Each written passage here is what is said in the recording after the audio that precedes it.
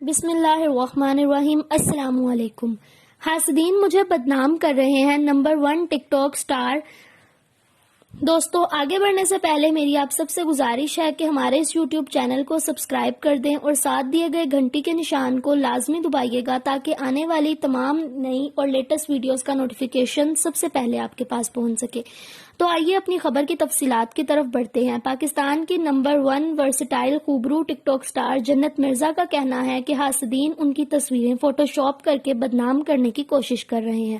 تفصیلات کے مطابق جنت مرزا نے سماجی رابطے کی ویب سائٹ انسٹاگرام پر ایک سٹوری شیئر کرتے ہوئے لکھا کہ پہلے جب گانا ریلیز ہونے والا تھا تو میرا اکاؤنٹ ہیک کر لیا گیا اور پھر جس دن گانا ریلیز ہوا اکاؤنٹ پر پابندی ہی لگوا دی گئی۔ جنت مرزا نے لکھا ہے کہ اب جب میری فلم آ رہی ہے تو تصویریں فوٹو شاپ کر کے جعلی تصویریں شیئر کی جا رہی ہیں۔ انہوں نے سوشل میڈیا پر حاسدین سے سوال کرتے ہوئے لکھا کہ اتنا بھی کیا کسی کی کامیابی سے حسد کرنا، جس لڑکی کو میرا نام دے کر تصویریں لگا رہے ہو اس کی عزت کا ہی خیال کر لو۔ واضح رہے کہ جنت مرزا کا تعلق فیصلہ آباد کے تعلیم یافتہ گھرانے سے ہے۔ ان کے والد بیوروکریٹ اور اہم عہدے پر فائز ہیں۔